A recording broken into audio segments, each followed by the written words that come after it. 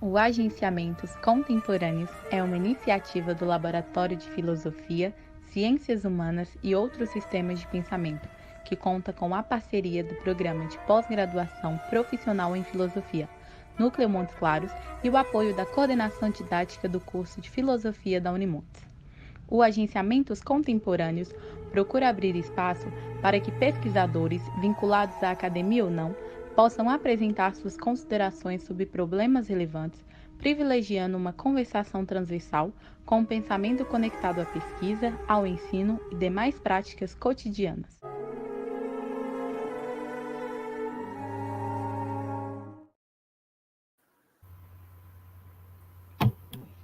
Bom dia a todos.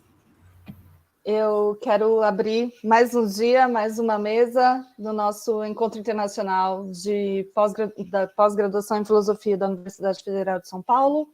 Hoje a gente tem mais uma mesa internacional, com alguns colegas da Unifesp e alguns colegas de fora do Brasil também. A gente vai apresentar todos eles, mas antes eu quero mais uma vez agradecer o canal Agenciamentos Contemporâneos, que tem sido um super parceiro nosso e desde o ano passado transmitido o nosso encontro ao vivo e tem sido muito bom essa parceria, muito importante para a gente. E também os nossos colegas que estão aqui hoje para compartilhar seus trabalhos conosco. Então, eu vou agora passar para o inglês para a gente poder conversar. Essa vai ser uma mesa em inglês. So now I'm going to switch to English to talk to my friends here. And I'm very happy that you guys are here to talk to us. And I'm so excited to hear about your research. And I'm also, again, thank you so much for being here and sharing your research with us. So the first one is going to be Adriana. Adriana, I would like to ask you to present yourself, to introduce yourself, and then you have 20 minutes to do your presentation, okay? Thank you so much. I would like to introduce myself. My name is Adriana Galvão. I am graduated in philosophy Unifesp, and I also started my master's degree this year. And my presentation, the title is Intuition, Language, and Creation in Henri Bergson and Jorge Borges. Basically, I am trying to find a connection between the duration, the concept of duration in Henri Bergson, with some short stories written by Jorge Luis Borges. So let's get started. And thank you so much for everyone who is coming here and trying to organize this conference. And I would like to say thank you to my advisor, Rita Paiva, too. Well, nowadays, the way you have experienced at time changed a lot. The things happen with a fast speed, and before you had a chance to process the past and create memories, they just disappear from the consciousness and are replaced by a set of new informations. We live in a world of instantaneity. This reality rides the creative power of life in the rubble of a repetitive and almost dead trajectory. In this sense, the past becomes forgotten and uncontested. According to the French philosopher Henri Bergson, the human experience escapes the number of the clock. In fact, it doesn't have not a chronological linear and concerns the continuous succession of our internal psychological states. So basically, what Bergson will say is that we normally use frameworks to make representations about the time, and you not live the time as a concrete experience. So he makes a critique about this and try to develop the philosophy using the conception of duration. Bergson philosophy criticized the space representations that we normally use in everyday life. His idea is suggest to find the duration through intuition. When it will be possible, assess the most deep and alive experience of reality. While the symbols represent moments and immobilize time, intuition penetrates the inner experience in its pure temporal fluidity. And although intelligence and language were created to meet the demands in life of society, both move away from duration reality. Bergson will recognize the relevance of science to keep working with representations and abstractions. But in the case of philosophy, he will suggest returning metaphysics, but normally the traditional philosophy uses metaphysics using abstract concepts, but Bergson will suggest a new metaphysics, a metaphysics basically using the concrete experience and the temporality as the fluid of existence. But the main question, it's not so easy. How we can do this? If it's impossible, give up the language. We know that we depend on language for everything. As human beings, you express ourselves through the words. The form is limited by this structure. Even the world of fantasy or fiction, the language is necessary. However, Bergson reminds us that especially in literature, it's possible to make a twist in language, awaken your unknown paths, and bring out our intuition. So when you work with literature, for example, when you use adjectives and when you construct some atmosphere in the book, we try to make a connection with the real time. So Bergson will try to show how not only in literature, but also in arts, we can show the intuition because we expand the dimension of time. And he said, therefore, a more direct vision that you find in different arts. And it's because the artist does not think too much about using his perception that he perceives a great number of things. Well, I would like to say some little words about biography Bergson. He was born in Paris in 1859 and died in 1941. He was graduated in literature. He was a teacher, philosopher, member of French Academy, and received the Nobel Prize of Literature in 1927. And the essay on the immediate data of consciousness was a part of his doctoral thesis and was published in 1889. In this book, Bergson talked about intuition, duration, and freedom.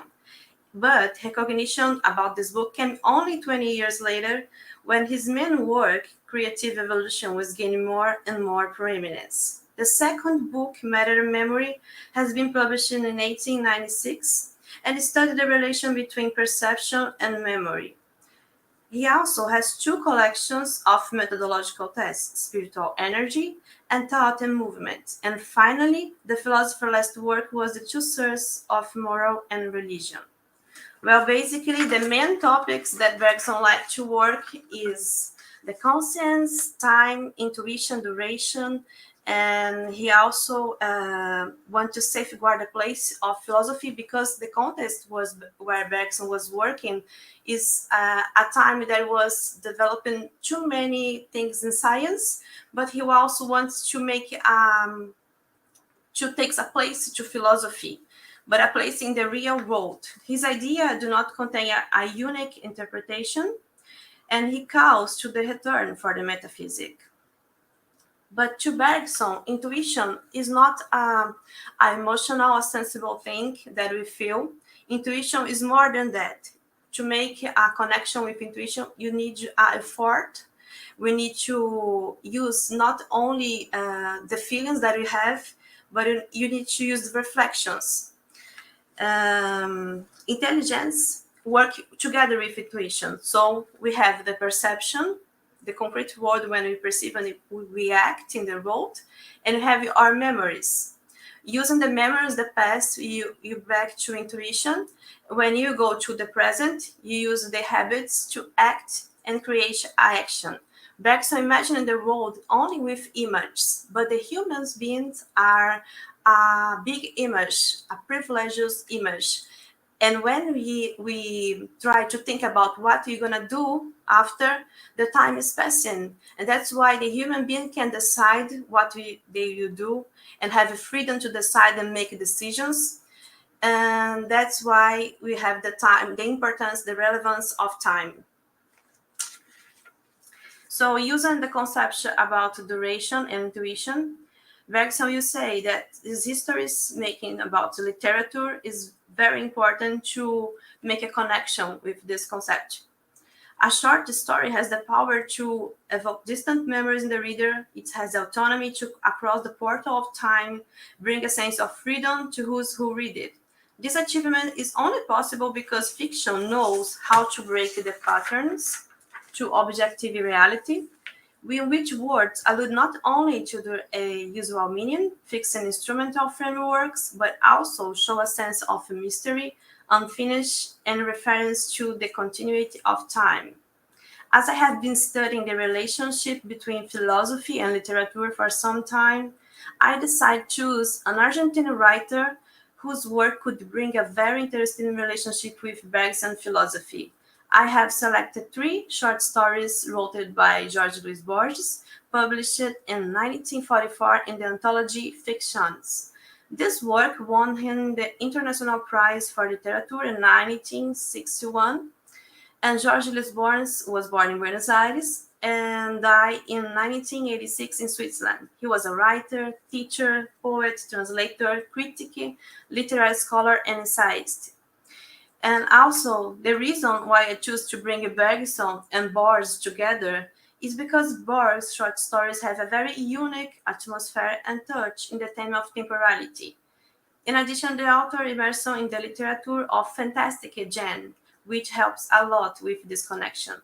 Borges worked with some very interesting topics, for example, dreams, labyrinths, libraries, religion, memories, historical figures, and throughout his life, it's something curious to say that Borges developed blindness, and once a time he said that not to be able to see the things was something that spent his consciousness and imagination, because poets, according to him, can see even in the dark.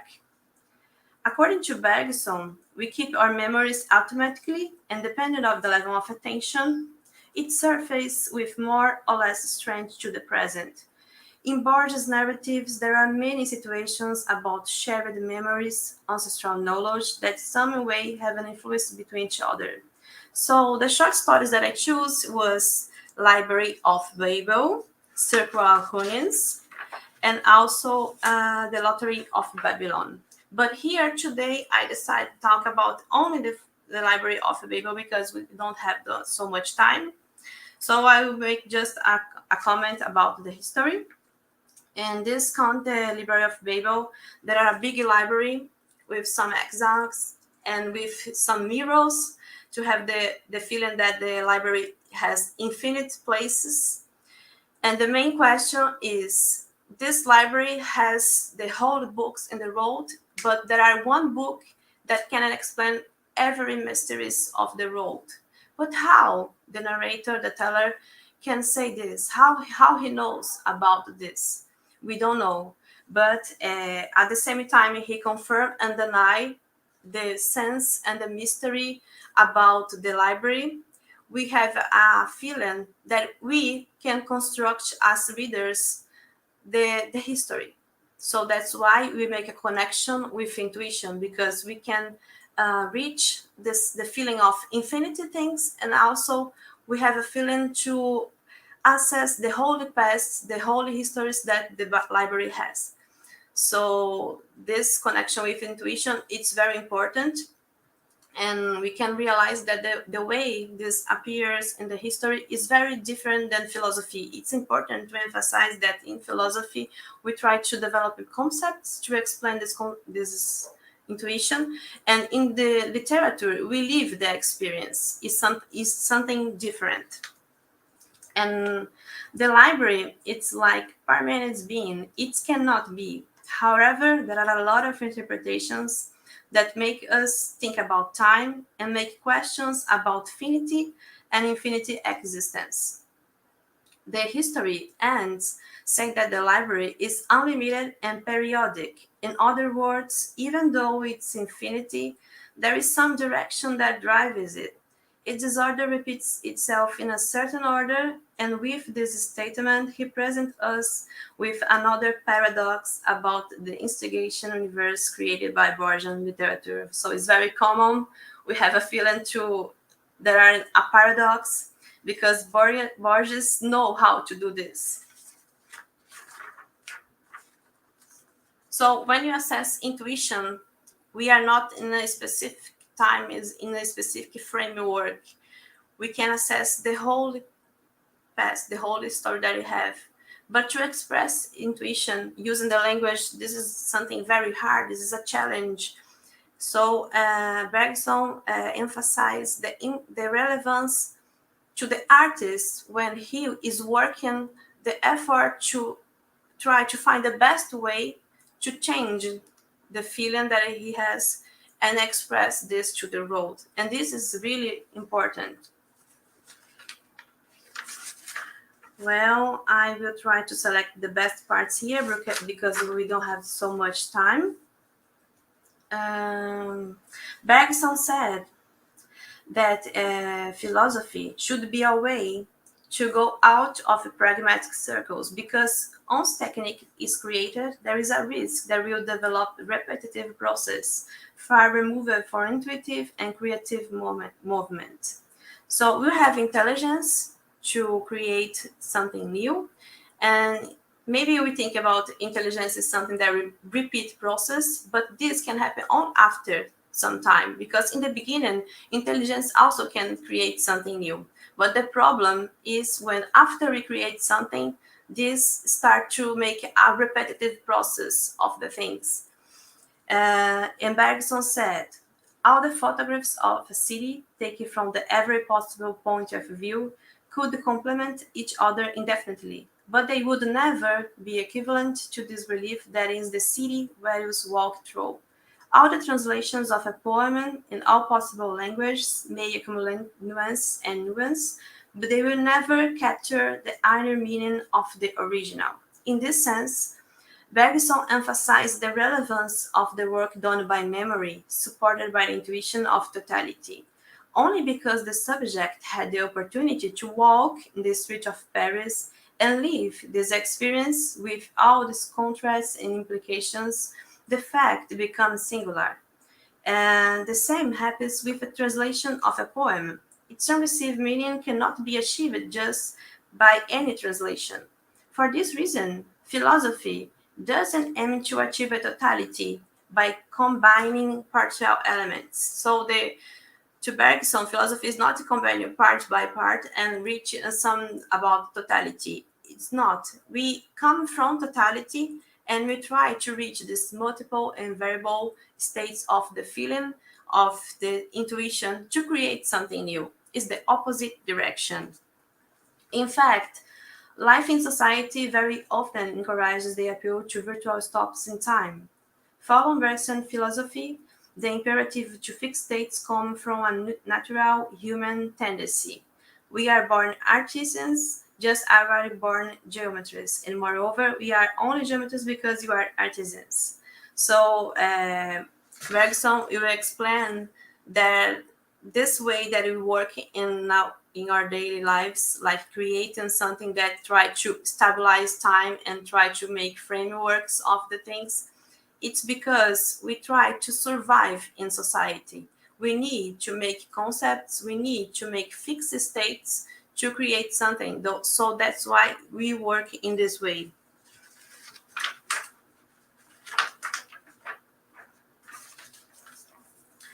Bergson, you also said that art, love, and poetic sensitivity are some of the ways in which intuition emerges more intensely. When a passion becomes present, whether the passion for another person or the passion about something, the creation of work in the art is invested. It's difficult to explain how this feeling is configured, since when it settles your consciousness, duration runs through the soul and radiates it in an infinity of 1,000 evanescent colors. Ian Bergson said, isn't true that you realize you have contracted a deep passion for the fact that some objects no longer produce the same impression on you? All your sensations, all your ideas seem renewed. It's like a new childhood. In fact, the more we descend to the deep consciousness, the less right we have to treat psychological facts as things that are just position. So he tried to describe what we feel when I have a passion from someone, and we start to see the same things that we had a contact before appear to our consciousness in a different way. And this is the feeling connection about intuition, that what you feel, you can see the same things with another colors. And also In the lecture entitled Consciousness and Life, published in October 1911, Bergson praised the action of spirit over matter, highlighting the figure of the creator as one who is capable not only of materializing his invention, but also, through his work, of instigate the action of another man's, who are inspired by his example. In this sense, artistic creation never ends with the work, and in some way it's incorporated into the temporality that underlies the core of the experience. In the process of intuitive creation, the artist's action is important because he brings new things through your invention. The creative force needs to be communicated to the world, and the artist can't predict the process his creation will follow. We cannot predict what we're going to be, the creation, much less establish the time frame it will use to move forward. But it is the artist who will have the most difficult task, which is to choose the singular form his intuition will take in order to be able to express it completely. So this is the challenge of my research, because we will understand the challenge to express language, using the language, and express intuition. But intuition, I cannot see only one image and say this is intuition, because Bergson said once a time that intuition is not only one image, it's a conversion about too many images, and with this image I have the feeling of intuition. So it's really hard using the language to express intuition. But in the literature, in the art, the way the author constructs the history can bring up and come up the feeling about intuition. That's so important to bring Borges literature to try to show how we can find intuition and the conception of duration. And also because Borges work with the topic temporality, who is very, very important. And as I said before, when you use adjectives, when you try to use only adjectives in these histories, we reduce and we not expand the history in the literature. But when you try to move these adjectives and say more than that, we can express intuition, because intuition is something qualitative, not quantitative. When I say I am happy, I have happiness, or I am sad, I am reducing the feeling of happiness, of be sad, because be sad and be happy is something really more than that. There are many, many situations that I can express my feeling about happiness and sadness. And also,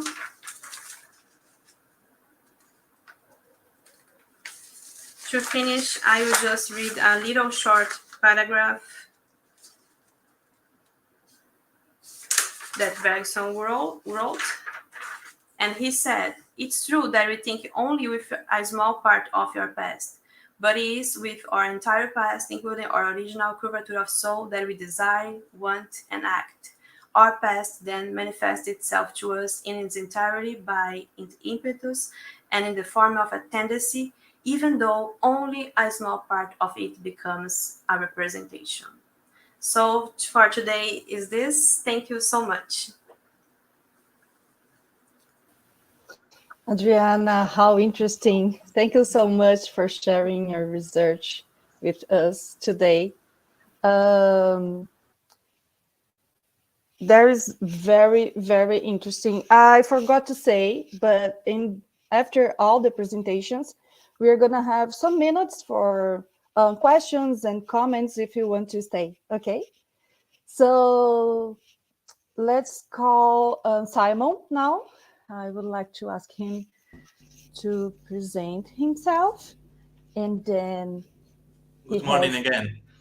Good morning, Simon. So please present yourself, and then you have 20 minutes for your speech, for share your results also. And yeah, thank you. I share the screen. Yes, sure. Okay. Thank you.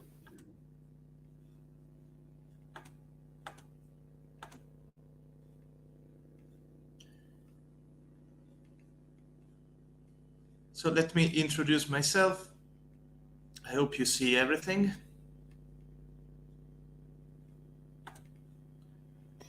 We're Okay. seeing.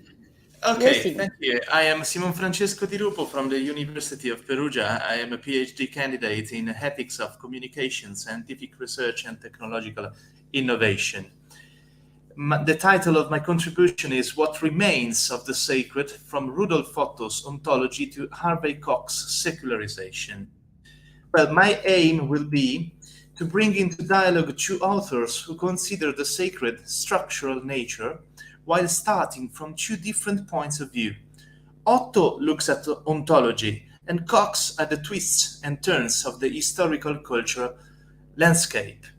Yet, if made complementary, both arguments can free us from apocalyptic dead ends and make us reflect on interculturality and future spiritual perspectives.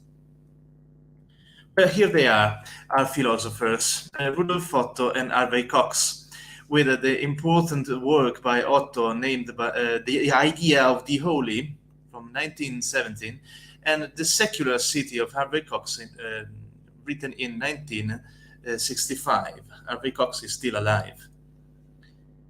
What's the importance of Rudolf Otto? Well, the intellectual figure of Rudolf Otto is a theologist and historian of religions with a deep philosophical breadth, takes on remarkable importance. However, he did not experience in depth, for apparent reasons of age, such developments in the late 20th century Western thought as those we are considering. It is striking to note that much of the insights valuable to us at this stage came from his substantial and impressive work on the notion of the sacred. His tempered irrationalism constitutes a remarkable contribution to the philosophy of religion, our way of seeing it, and the philosophy of history today. What's his position about history? Evolutionary theories describe spiritual processes only from the outside, as if they were dead nature at the mercy of a psychopathological study, somewhere between an exercise in intellectualistic compassion and disposable ethnography. But in Rudolf Otto, on the other hand, only what was already predisposed to it can arise in the spirit. Indeed, it is provoked to appear by experience. Still, it does not arise from experience ex nihilo. It originates in something more profound than pure reason itself or from mere facts. Why this? Because sacred in Rudolf Otto is beyond and beneath the evolutionistic historical process. Here's an important quote. The historical process may indeed have been as evolutionists describe it. It may have involved a slow succession of distinct sentimental moments in a particular historical series.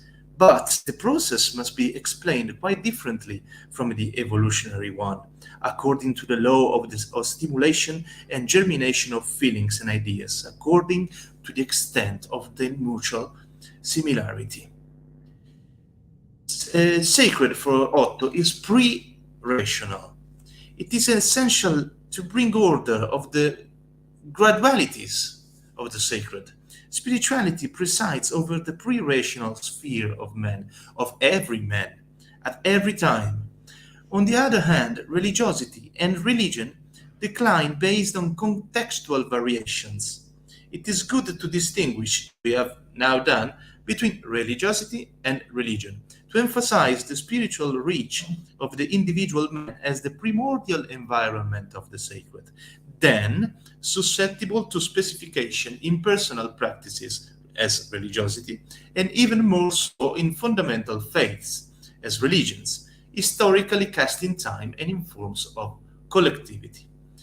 Well, this pre-rational sphere, as we have called it, does not represent an irrational that can or could become rational, the so-called instinctual or the presentiment, but is something that, because of its depth, is palpable only with genuine feeling. It is not rationally resolvable. It is what Rudolf Otto calls the holy other. But it is not enough to describe the non-rational in Otto as irrational. The irrational imposes a definite task, that of not appearing to be merely ascertained, but striving to reach its typical moment with ideogrammatic designation, so that everything that previously dwelt in the bare sentimentality of uncertain appearance is now fixed in lasting signs. It is already not a matter of rationalizing the irrational, which is impossible, but only a grasping it and fixing it in moments. Well, what's the correct name from this pre-rational and non-rational element? Otto calls it the numinous, not to be confused with the holy. The latter is often understood in a moral sense, or at least includes the righteous. On the other hand, the numinous is the pure, original, indefinable spiritual element that can be awakened, not taught. Otto prefers to tie the feeling of the numinous to receptivity to the creaturely sense, precisely to express its particular irreducible character. Well, this is a particular cultural heritage. This concept is really linked to Friedrich Schleiermacher's feeling of dependence. As a whole, Otto expresses the numinous as the experience of what he calls mysterium tremendum, which is something inconceivable but active. He then analyzes the various sentimental elements in it. A single expression imposes itself, he says, a sense of the mysterium tremendum, of the tremendous mystery. The feeling emanating from it may penetrate us as a flow of harmonious, restful, vague recollection, or it may pierce our souls with a continually flowing resonance that vibrates and lingers long until it fades away to abandon it to its profane tone. It can also erupt from the soul at once with spasms and convulsions. It can drag to the strangest excitements, to frenzy, to organism, to ecstasy. It can clothe wild and demonic forms. It can plunge us into spectral horror full of creepiness. It has raw and barbaric primal manifestations and antecedents and can transform into the beautiful, pure, glorious. It can become the creature's silent and trembling humility in the ineffable mystery's presence. So, this mystery is both good and bad. What are the 5 elements of the holy? Well, Otto describes the holy in 5 ways: the tremendum, the majestas, the ira dei, the mysterium, and the fascinans. The tremendum is a sense analogous to fear, to horror, the disturbing fear of the unknown, which is in the lowest degree of religion, the religious terror, and the highest degree is maintained as fear before that which is great and mysterious. The majestas represents the element of power from the infinite superiority, the faculty in order of which man feels as if annulled, is the sense often recurring in mystics. The ira dei is the sense of energy, an immense activity of the ira dei, which is in lesser religions the sense of arbitrary and demonic power. The mysterium is the other than what is natural, familiar to us and arouses awe, consternation, admiration mixed with dread. The fascinans is the totally different as beatifying, as transcendent value, as that which can give a bliss other than any earthly bliss. The conceptual determinations, goodness, love, God's providence, schematize but do not exhaust the object. Well, culturally, what's the historical process of the holy elements? They're grounded ontologically in man, but in man as collectivity, it is an historical process culturally. In primitive stages, religion begins more with the sense of the tremendum.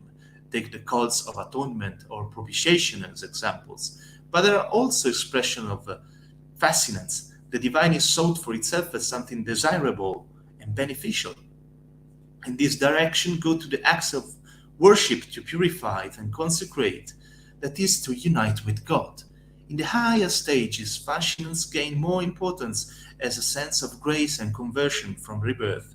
And this is true for all religions. Even nirvana is, according to Buddhism, unexpressible bliss. But what are the times of nowadays? The age in which we live is often described as the age of secularization, that is, the marginalization of the religious background of existential individual and moral for society values and references as a decreasing form of the power of the spiritual message. In 19th century, the expression came to mean the progressive autonomy of social political institutions and cultural life from the control and influence of religion.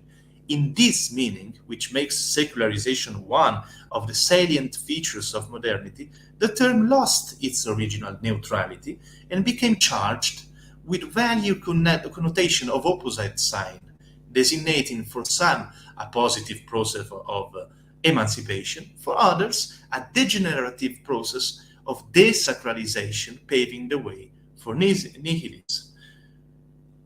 But as this happened because that notion of the sacred as an ineradicable ontological feeling of Otto has failed, or because we are experiencing it differently, here comes the importance of Harvey Cox and the concept of post-secularism of Harvey Cox. Cox says in the book Secular City that the deep-seated religious impulses never died. They have remained out of sight of cultural elites, and one of the main reasons of the return of visibility of religion is the enormous impact of globalization. This is not merely a resacralization. He says it isn't even a return. Rather, it represents the surfacing of something that has been there all along, a spiritual dimension of human existence that is now undergoing multiple mutations and reappearing in a myriad of new and old ways all over the globe. Instead of the death of God, what we see is the rebirth of God and goddesses. We can understand here the Nietzsche's nod in Harvey Cox discussion.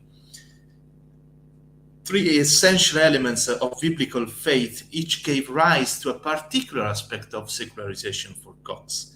Disenchantment with nature begins with creation, the desacralization of politics with Exodus, and the then consecration of values with the Sinai covenant, especially with the prohibition of idols. Far from being something Christians should oppose, secularization in Harvey Cox represents a consequence of biblical faith and not a despair. The difference between secularization and secularism in Cox. Secularization should be carefully distinguished from secularism. Secularization implies a historical process, almost certainly irreversible, in which society and culture are delivered from tutelage to religious controlled and closed metaphysical worldviews. That is basically liberating development. Secularism, on the other hand, is the name for an ideology, a new closed worldview which functions very much like a new religion. Like any other ism, it menaces the openness and freedom secularization has produced. We are nowadays the inhabitants of the technopolis. There is no reason for Cox why Christians should deplore the increasingly rapid mobility of the modern metropolis. The Bible does not invite us to give up mobility, but rather to go to the place which I will show you. Perhaps the mobile man can also listen with less apathy, says Cox, to the message about a man born during a journey and an exile. The gospel does not invite a return to an earlier stage of the evolution.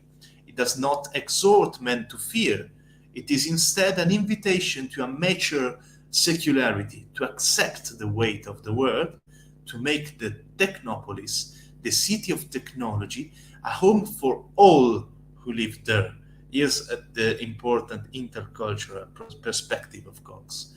An authentic secularity demands that no one worldview be allowed to become the officially imposed view, alongside which none is tolerated. And I found this part really important for this historical moment.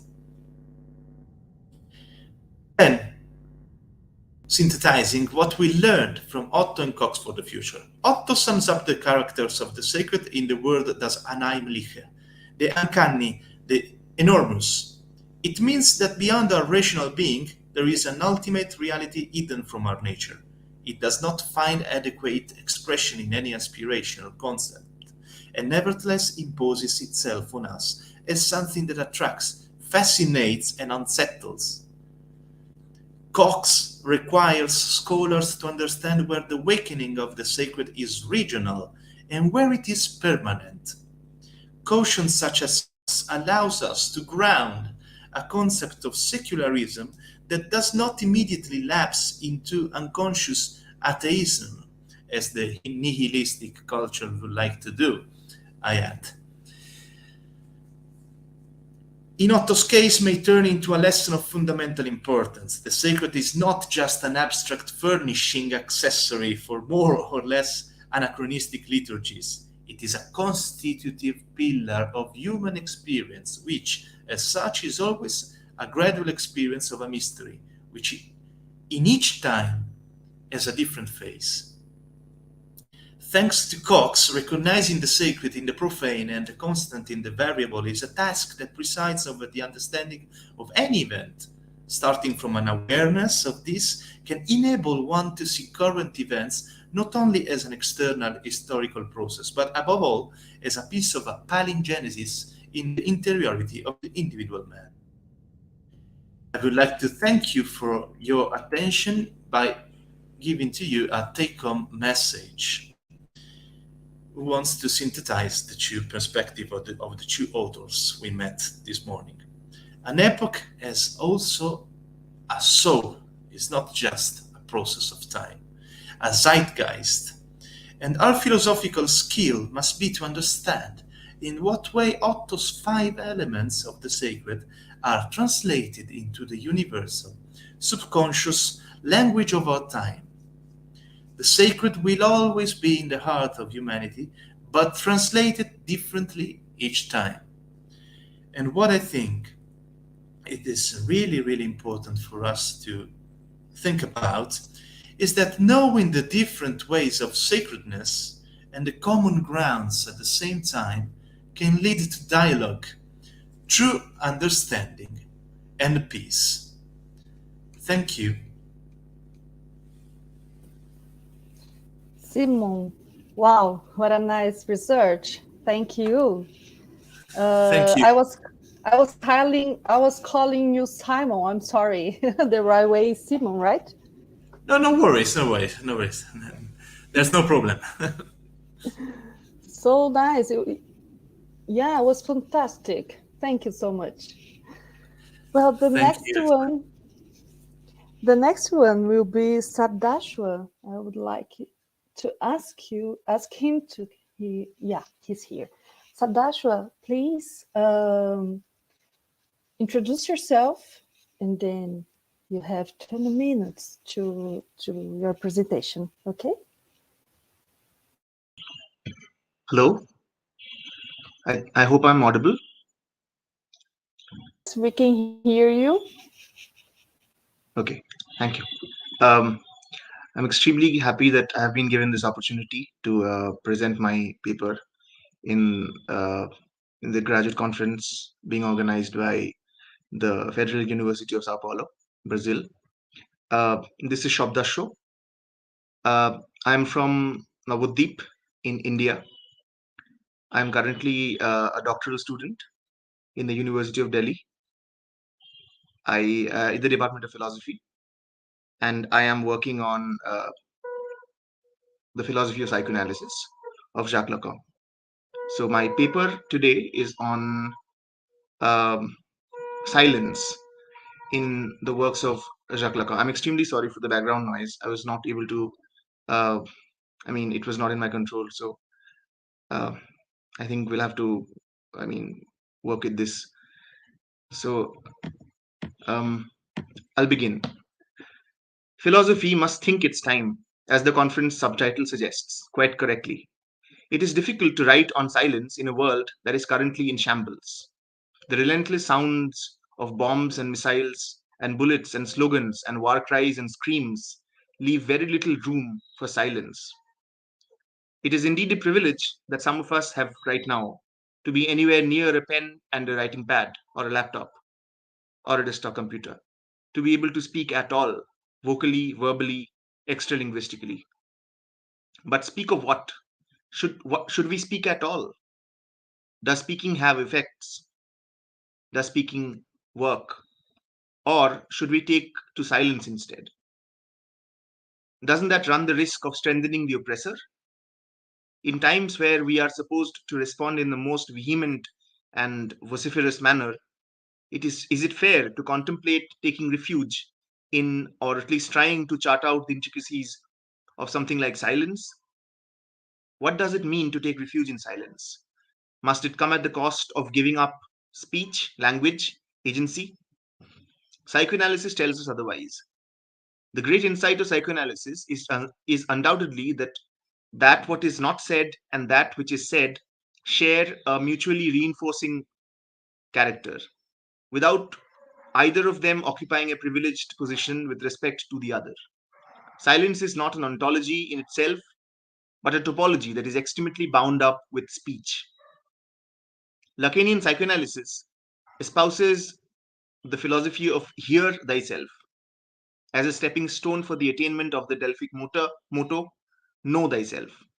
To that end, my paper examines the place/phenomenon of silence as an emergent and or evanescent non-signifier in the Lacanian referential system.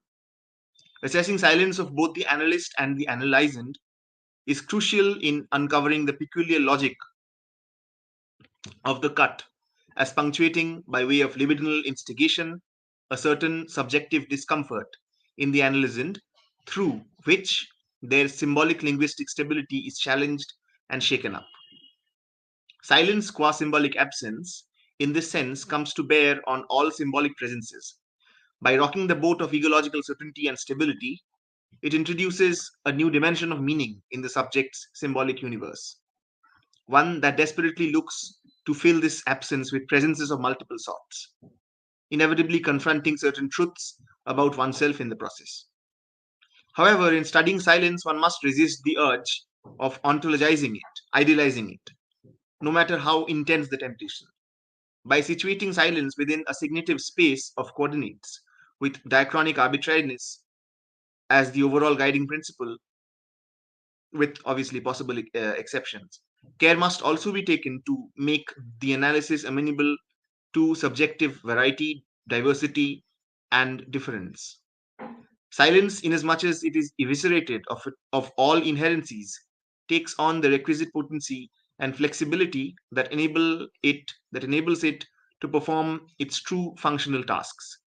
In this paper, I look out for those alleys and bylanes, crevices and interstices, metonyms and metaphors that lead into the heart or heartlessness of silence, a central enabler as well as impediment in all signifying acts.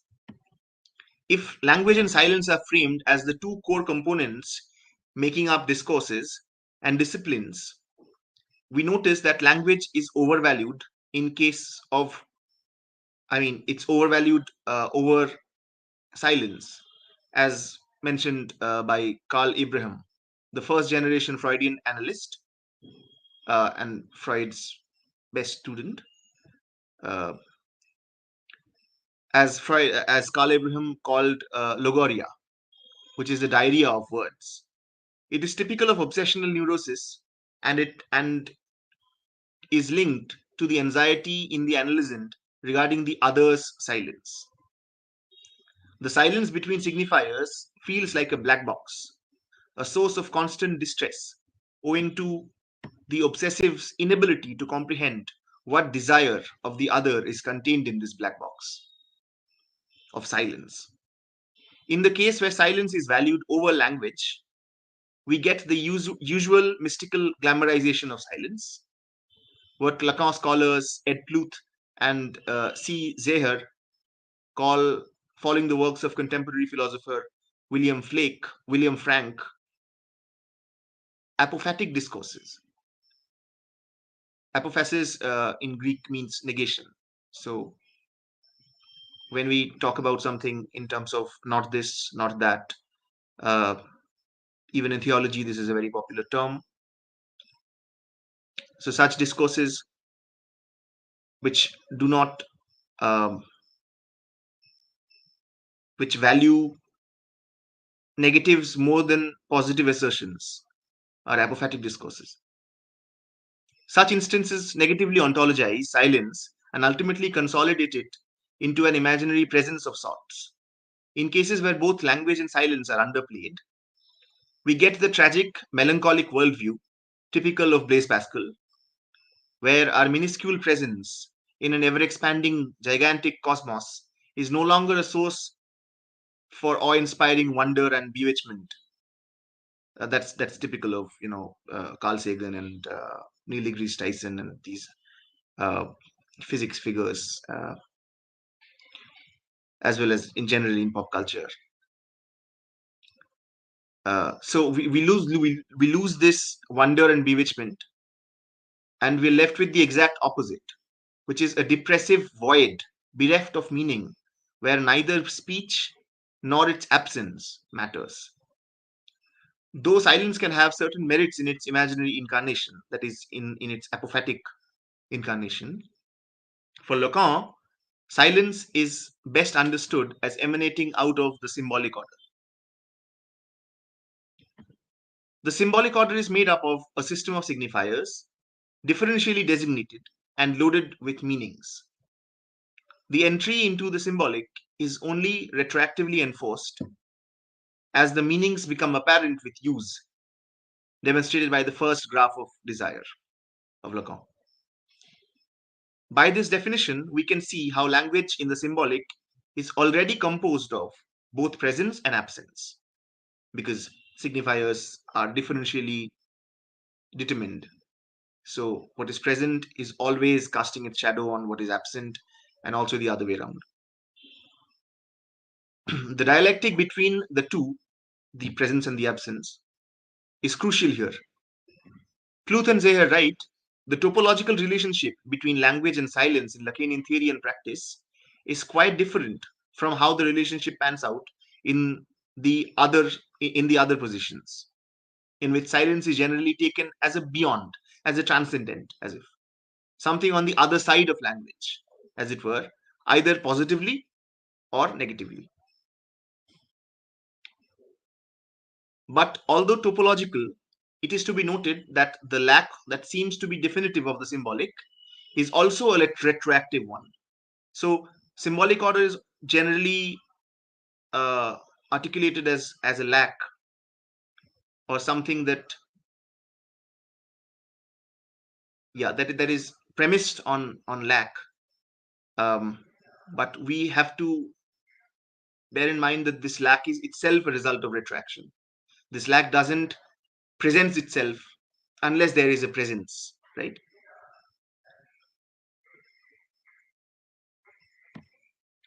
So although topological, it is to be noted that the lack that seems to be definitive of the symbolic is also a retroactive one. Silence is only possible with and after language, not prior to it, like it's sometimes framed. Silence as an enabling condition is not the ground of speech in the logically or temporally preceding sense, but it is certainly the ground of speech, and it is also enabling condition, but not in the temporally or logically preceding sense. Hence, Slavoj Žižek, the Slovenian philosopher, writes, voice and silence relate as figure and ground. Silence is not, as one would be prone to think, the ground against which the figure of the voice emerges. Quite the contrary, the reverberating sound itself provides the ground that renders visible the figures of silence. But what does clinical experience teach us about silence? Excuse me. It is certainly the case that there is a paucity of literature on silence in the classical psychoanalytic canon, including that of Freud and Lacan, both of whom dealt with the topic only sparsely, without ever making it central to their larger project. But one can glean interesting insights from their work, and that is what we have done here, we are going to do here. First, let's talk about the analysant silence. This one is relatively simple. Freud tells us it can stand for two things: an indication of repression and a manifestation of the death drive. So when the analysand, the patient of psychoanalysis, falls silent, it can indicate either repression or that they are under the thrall of the death drive. Silence in the former case is to be understood as a refusal to speak, the repression one. Next comes the silence of the analyst. This oft-neglected aspect was taken up by the early psychoanalyst Theodor Reich in his 1926 book titled In the Beginning Was Silence. Reich observes that active, premeditated silence of the analyst in response to the analysand's antics carries the power to amplify the reaction of the analysand to their own speech or silence. So I'll repeat this line. Active, premeditated silence of the analyst in response to the analysand's antics carries the power to amplify the reaction of the analysand to their own speech or silence. This happens because words, after they are uttered, take on retroactive value to the speaker in the presence of the other, to use Lacanian terms. Of course, Reich came much earlier than Lacan. So the idea is that after a word is uttered, its meaning changes for the speaker himself or herself or themselves. And to witness the other to whom my speak is addressed respond with silence amplifies a certain meaning or a certain change or redirection, repurposing of meaning in me as a speaker. And if the other's response is well-calculated silence, it helps intensify the speaker's cognizance of their speech. I become much more conscious of what I just uttered. If the other person acts in an awkward manner or doesn't respond the way I expected them to, it can be silence, it can be other kinds of things. This uncovers contents of the unconscious previously unattended to. This resembles the approach followed in the Lacanian clinic in many ways. So this previous section was on Reich, his 1926 book, and we find in this a very early, a very proto-Lacanian line of thinking, which we also find in Lacan later. So this resembles the approach followed in the Lacanian clinic in many ways. Bruce Fink mentions in his seminal book on Lacanian clinical technique the value and the use of three things. One is punctuation, second scansion, third is the cut. Scansion and cut are related, obviously. Punctuation is when the analyst punctuates the speech of the analysand. It can be a mere aha, or it can be some kind of interjection. It can be a repetition of what the other person said, like repeat a phrase what the other person has just uttered. Then it can be other modes do exist, so we'll not go there. And then there is scansion, the rhythm and the sound of the speech, and not just the content of the speech. And then the cut, the session, you abruptly end the session at some point, and this abruptness of the cut leaves the speaker, the analysand, with a certain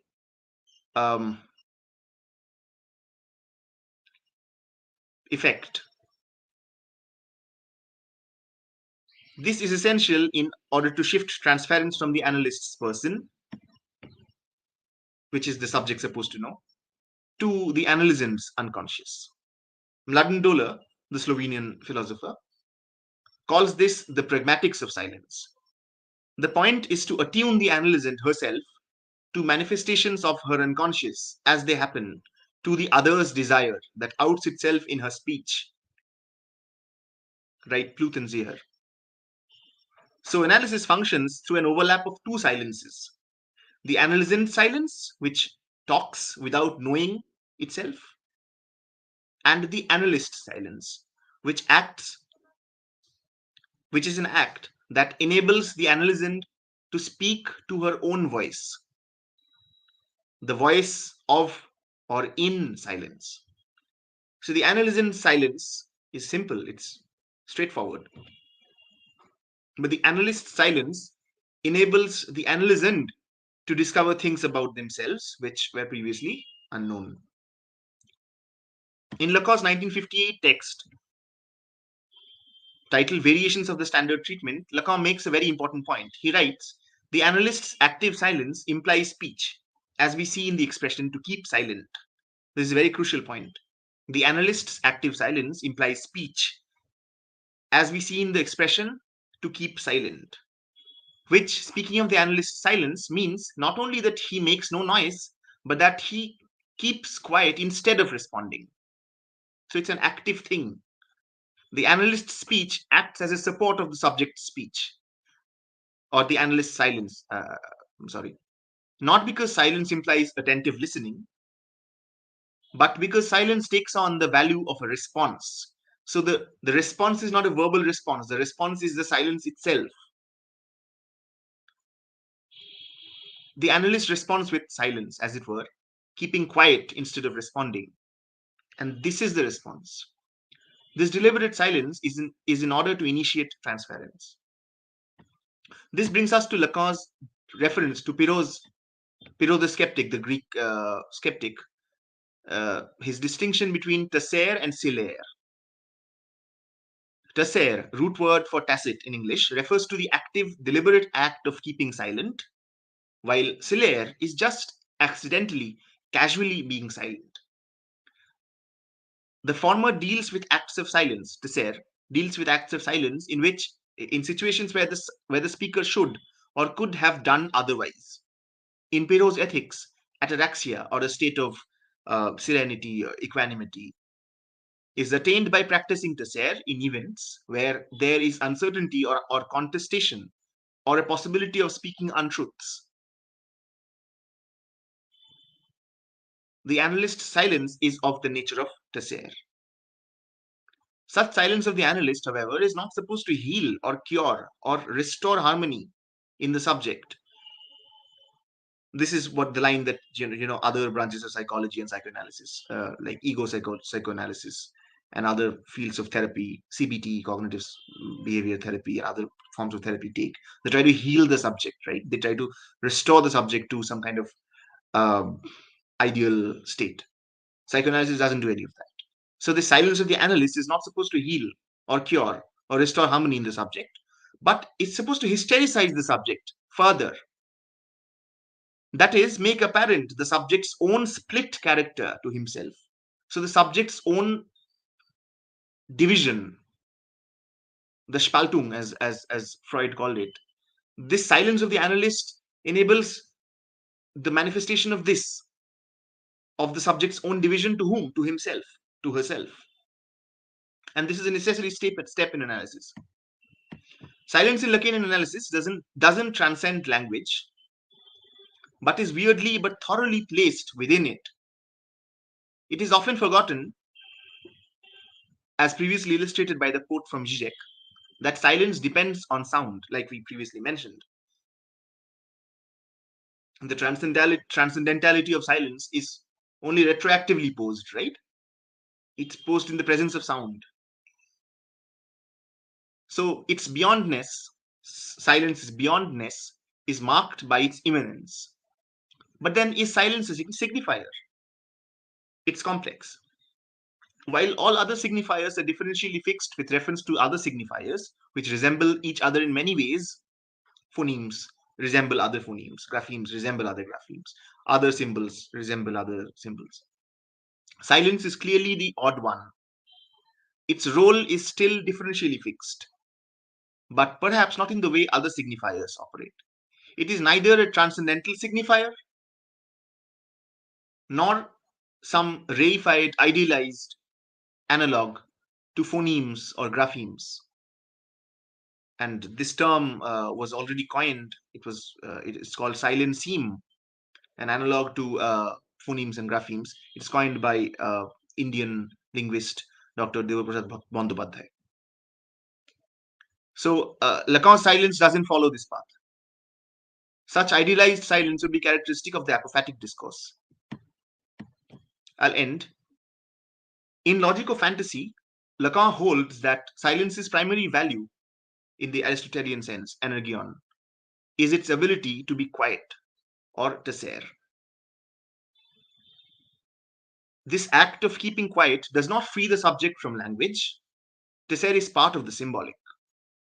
Thus, Lacan avoids the conventional approaches of idealization, dismissal, or unwarranted valorization of the silence, typical in many other discourses and disciplines. Instead, he proffers a view that is centered on topology, extimacy, dialectics, and the active role of silence instead of the passive. There is, of course, more to this in the later stage of Lacan's teachings, where he goes into the domain of the real. But for here, we have restricted the domain of the paper to the symbolic coordinates in which silence operates. Thank you.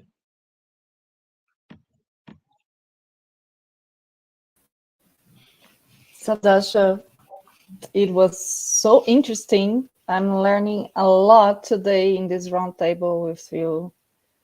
Thank you so much. Thank you. Thank you very much. The next one will be Carlos.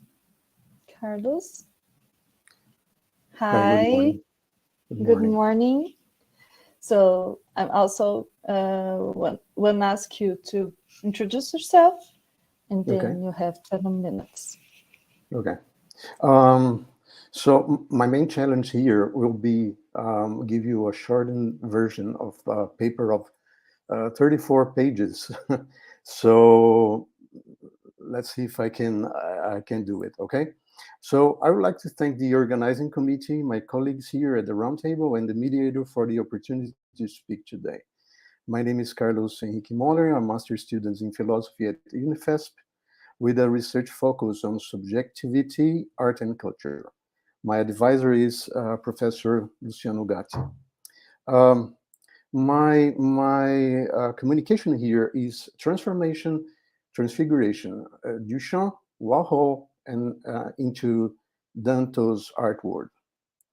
My research is specifically focused on Arthur Danto, Andy Warhol, and the Brillo box, and how Danto arrived at his theory of art, and why the Brillo box is better remembered than the other sculptures from the same exhibition at the Stable Gallery in 1964. Because of this, I began to investigate how Warhol came up with the idea for the exhibition and for the Brillo box. In my analysis, Warhol achieved the same thing that Duchamp had achieved with his ready-mades, both of them using different operations. My communication follows a conceptual path of these works of art and how they enter Arthur Danto's artworld. The American philosopher developed a new theory of art after his visit to the Warhol exhibition at the Stable Gallery in 1964. Our theories until then would not have been able to be applied to the work of art with which he had just interacted. What would the Brillo box be? Copy, falsification, appropriation, or a work of art? We will use the terms transformation and transfiguration using approximations and distances between Duchamp and Warhol. Our communication is exploratory, full of possibilities and doubts.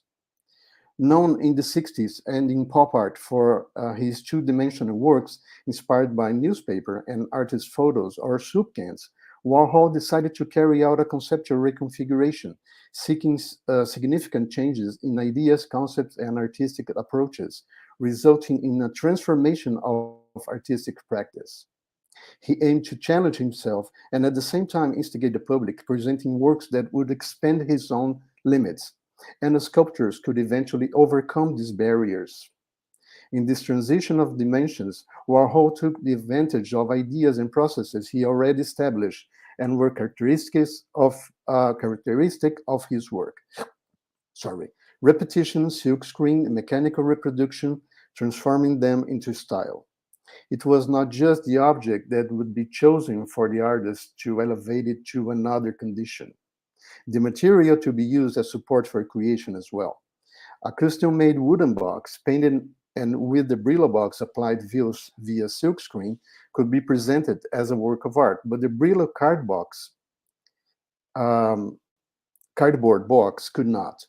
If there were no change in the support for the work, it would be enough to use the original Brillo box and sign it as if it were already made. His fingerprint should be printed on the work. We now propose transformation and transfiguration as operations that imply substantial metamorphosis in objects in the world with subtle distinction. Transformation is commonly perceived as an exterior superficial variation through which the configuration, order, appearance, and attributes of something are changed. Transfiguration is generally conceived as an internal conversion with which something or someone undergoes a metamorphosis in their essence. As an example, we have the transfiguration of Jesus Christ as portrayed in the Bible, which translates as an alteration in his essence, aiming to reveal his divine nature. Let's continue with the transformation proposition. For this, we use Duchamp, focusing on In Advance of the Broken Arm.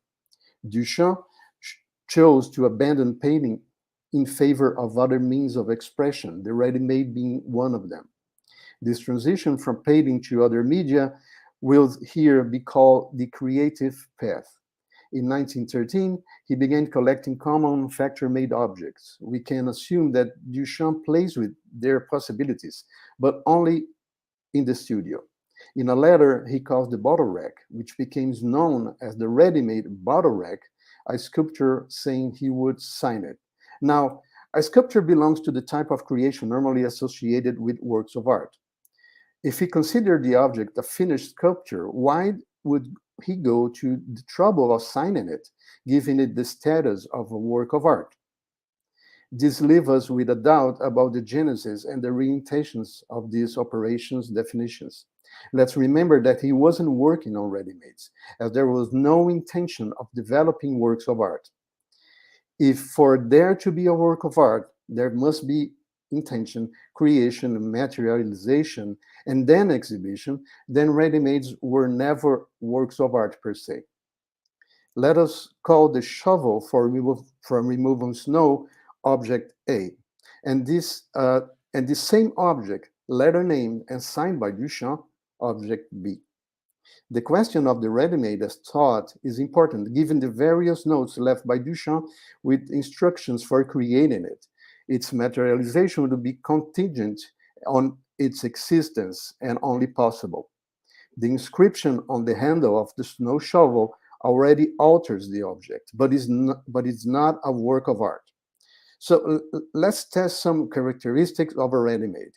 They should be first considered with specific criteria. The choice of subsequent materialization would be in the universe of ready-made objects, and that they go through an intervention by someone other than their original creator. In the process, a ready-made is created and exists as such if and only if it meets all the criteria, not as a work of art yet, but as a new object. Object B, the named and signed shovel, is conceptually and materially a ready-made, as it has the conditions for it to be so. We have not yet addressed the issue of the ready-made assumed as a work of art. Another way of understanding the work as Duchamp proposed is that a ready-made would only be thought of as one, not needed to be completed and materialized. We can imagine that we have here a starting point of an ontology of the ready-made. Continuing with the question of the materialization of the work, or the ready-made as an object, Duchamp made the choice of what could be a ready-made. It was deliberated by objects from which they would be materialized. They were available in the world. Although on the surface it seemed like a random choice, a ready-made was anything but. Duchamp chose his objects for their anesthetic characteristics. The less retinal, the better the object, and better the result.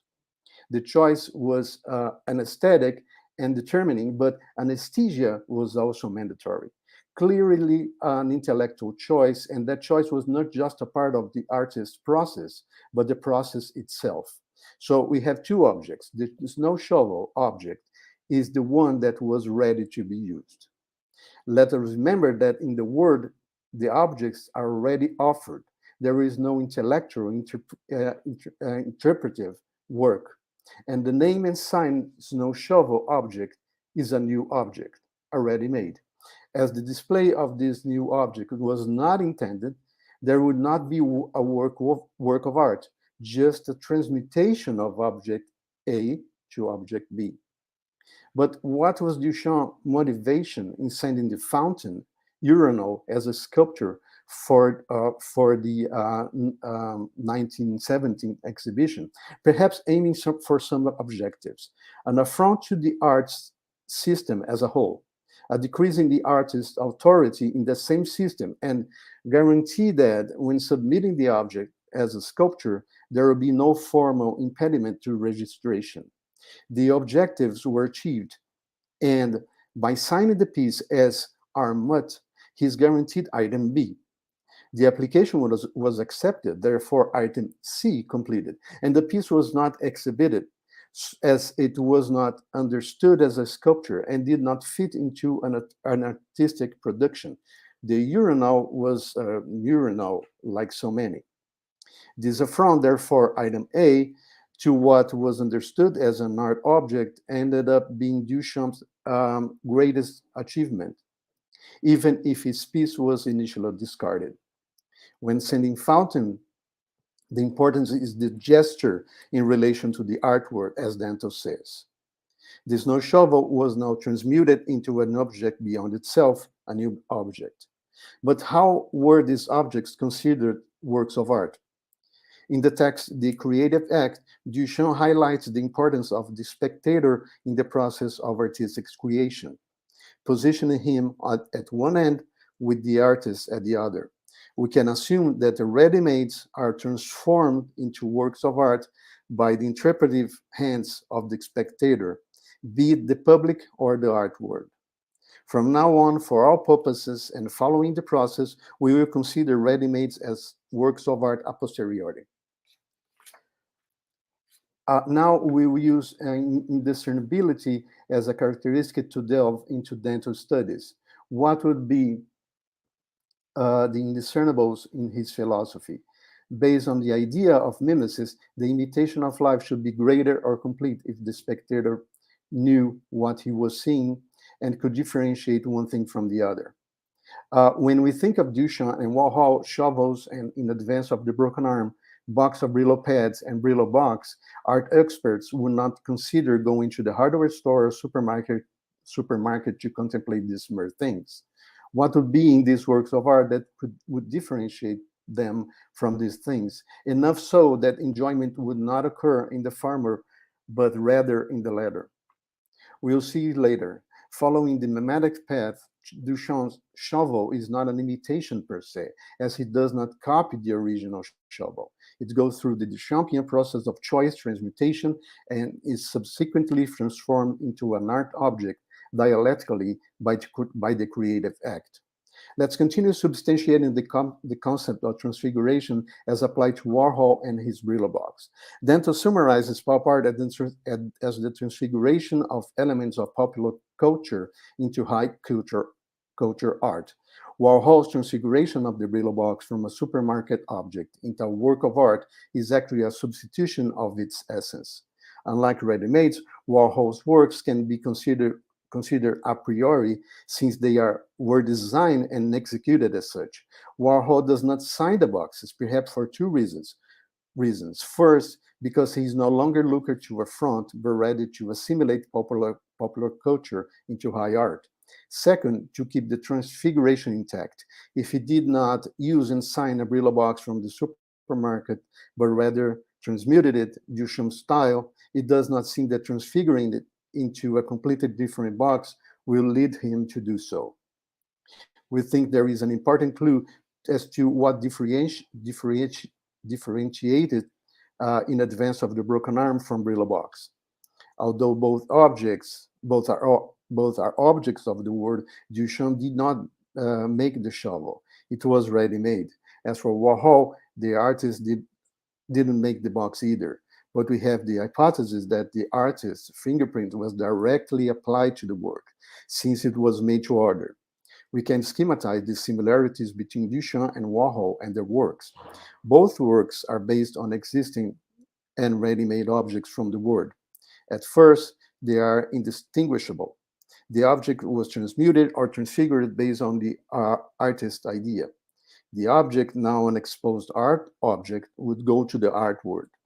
The brittle box that exists in the world and has its unquestionable use, just like the shovel, could have been transformed into a work of art a posteriori and taking into account Duchamp's creative act. If the artist signed it and gave it a title, a revisited ready-made, but that would be repeating Duchamp, and repeating an idea from another artist does not seem enough, as Warhol was looking for a new form of expression using three-dimensional elements. And since the artists often sought inspiration from supermarket items, why not a can of soup in 3 dimensions? Well, opting for that would be repeating itself. A box of products in the form of sculpture could be both natural and risky. What could differentiate a Brillo box from a sculpture inspired by that box, and for all intents and purposes, an almost exact copy of the same box? Why would the first be a mere thing and the second a work of art? It couldn't simply be because one was made of corrugated cardboard and the other was made of wood. Also, not because the first was printed using methods such as offset, and the second kept some minimal traces of the manual silk screening process. Assuming the mimetic's choice, it would range from the object to be copied to the production process used for the result. Using wooden boxes made to order was the way forward. One difference between Warhol and Duchamp: there are shovels and boxes in the world, but the boxes were made specially for a purpose. The shovel, even though it was a random choice, no. Another important difference is the aesthetic choice. I'm gonna cut something here. The choices made by Duchamp and Warhol led Danto to elaborate the concepts of aboutness and embodied meaning, but based on the Brillo box. For him, the work of art must have the ability to transmit a message beyond its physical appearance. It must be about something, have a meaning. Aboutness is not a physical property. A box of Brillo from the supermarket has no aboutness. It's not about something. A Brillo box, on the contrary, is. The same concept, a necessary condition for a work of art to exist, could easily be applied to the works of Duchamp and Warhol, or even to any work of art from any era. The concept of embodied meaning complements and expands that of aboutness, as meaning is then embodied to the work of art, including its materials. Our task would be to interpret how this meaning can be applied to the form of a work of art. Danto emphasized the prior artistic knowledge that is a condition for good interpretation. From this interpretation, the work of art could then belong to the artworld. It would not be possible to dissociate the aboutness of the art object, nor think about it without embodied meaning. Here we can make some connections with Duchamp's creative acts, as it seems to be of the same nature. So we saw that the Brillo box is a priori work of art, which differs from a ready-made since it has its own meaning. In Danto, objects move between 3 worlds: the real world, where mere things exist; the art world, galleries, museums, etc., where works of art are exhibited; and the art world, together, which functions as an expansion of the second, where works of art inhabit after the interpretive process. Danto states that there is no work of art without interpretation, and it is this that would take the work of art to the artwork. Our communication then was in the sense of substantiated transformation and transfiguration. We hope that these operations have their distinctions conceptualized in a satisfactory manner. They are different with different actors, but with the result culminated in a work of art. The works together reach the artwork through interpretive routes. Upon contacting the Brillo box, Danto develops the idea of artworld, a word that depends on some conditions that not only to exist, but also for works of art to inhabit. The theory has its critics, and in our research, we will delve deeper and comment on any problems with it. At this point, we can say that, and I'm just finishing. Works of art are distinguished from mere things because they are representations of something. Therefore, they are always related to something. They have aboutness. Aboutness is translated into an embodied meaning when integrated into the material part of the work of art. Works of art present a rhetorical, metaphorical, and stylistic dimension, which manifests itself in the relationship between aboutness and its form or presentation. The interpretation of works of art requires an historical context, which is part of the constitution of the artistic identity. Danto says that, quote, "We may forget questions of intrinsic value and ask why the Brillo people cannot manufacture art, and why Warhol cannot but make artworks." End of quote. We answer, Warhol will always produce works of art because aboutness and embodied meaning will always be present as inescapable. The company that produces the boxes to store Brillo pads will only be able to create boxes for transport with no artistic significance whatsoever. A mere thing, a box like any other. Thank you. How great, Carlos. Thank you so much for sharing with us. Thank you. Thank you, Moniz. So the next one will be Hugo. Hello, Hugo. Hi. Hi. So please, I'm also asking you to introduce yourself, and then you have 20 minutes. 20 minutes? Yes, 20. Okay. All right. Let me just start the chronometer here. Yes. My name is Hugo Vedovato. I am a doctoral student, a PhD student in Unifesp in Brazil. And I would like to greet and thank the organization of the event so dearly because I know how hard it is, how difficult it is. So transmit my congratulations to all of you, especially today to Paola and Moniz, who are helping us get all these beautiful presentations abroad, broadcasted, streamed in YouTube. I study Nietzsche in my PhD, the eternal recurrence of the same, but I would like to talk to you about an article I've developed based on the idea of a movement, the idea for a movement that a cultural movement, cultural scientific movement, we could even call it, that would somehow overcome the idea of identity. And what do I mean by that is any circumscription that aims to define a person according to a certain identity. So let's start by saying that in Brazil, for those who are not from our country, there was a movement called the anthropophagic movement around 1928, and in Portuguese we say anthropofagia, like the devouring of humans, yeah, anthroposphagia, and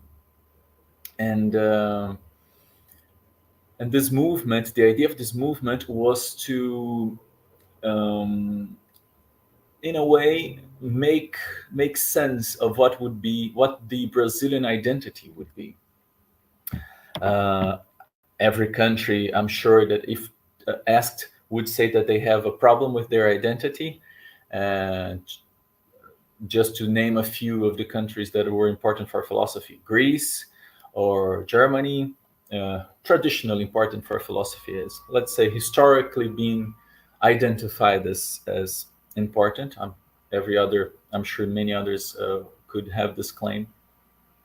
So any of these countries have problems with identity, of course, but if we could think of a spectrum of countries that have problem with identity, I think we could say that Brazil would point high on the spectrum, would be a country that really has questioned itself regarding this identity, and the anthropophagic movement would present the idea that what unites us as a country, as a culture, would be the devouring, the eating, the devouring of other cultures, assimilating it,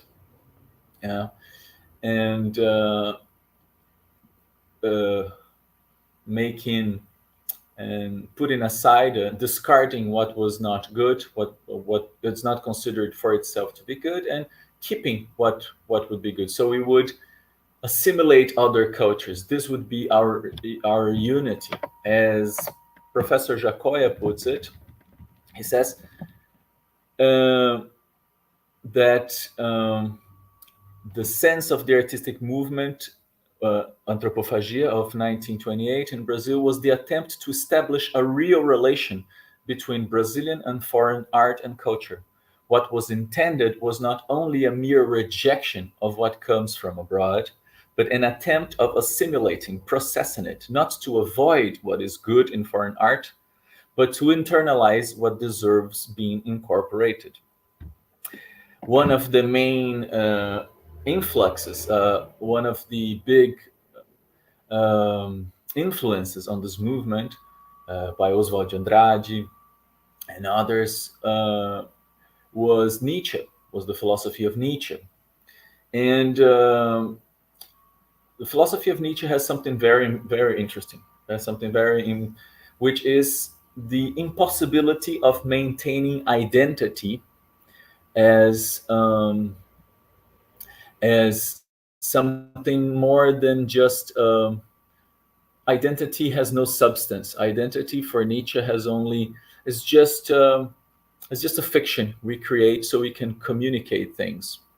So even the individual, he will say, if we take physically, if we think in physics itself, every time we talk about an object or something, it's just a combination of atoms, of impulses, of wills to power, as he puts it, going into different directions that we choose to circumscribe into a certain object and say, oh, that is a chair, that is an art object, a ready-made, as Carlos was talking.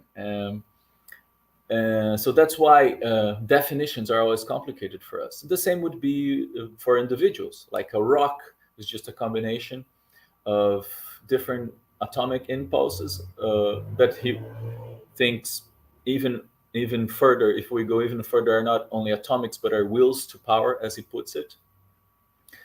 That's what would form all matter. But animals are this, humans are this. A bunch of impulses. As any other animal, humans would be a bunch of impulses going into different directions. And these impulses that go into different directions are organized by one or another.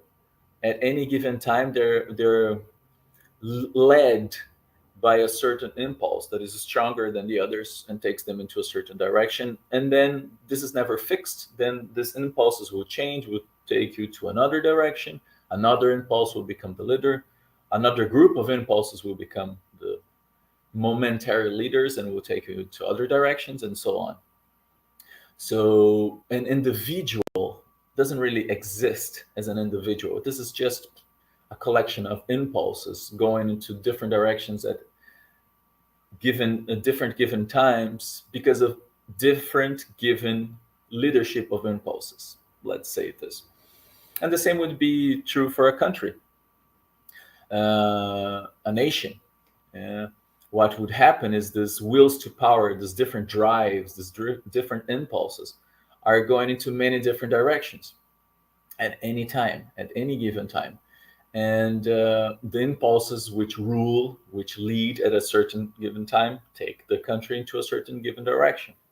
But what's very important for Nietzsche is that the measure of how strong something, a mineral, an animal, a person, which is an animal, or a country or an idea is, the measure of how strong things are is how many of these different impulses can be contained, organized into one fictioned, invented circumscription without homogenizing them, without exterminating the different impulses.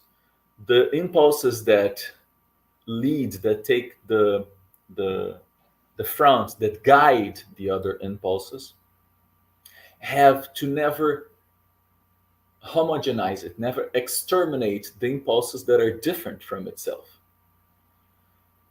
They can't uniform, they can't go into uniforming, terraforming every impulse so that they follow themselves. No, they have to keep these impulses vibrant, different, into many different directions, but organize them.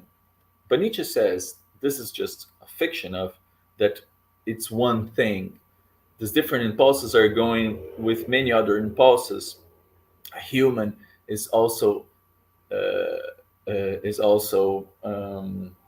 sensitive to the impulses of other humans. So this is complicated. A nation is also to another nation. But he says, okay, we can fictionalize, we can invent, we can say that there is an identity here. So this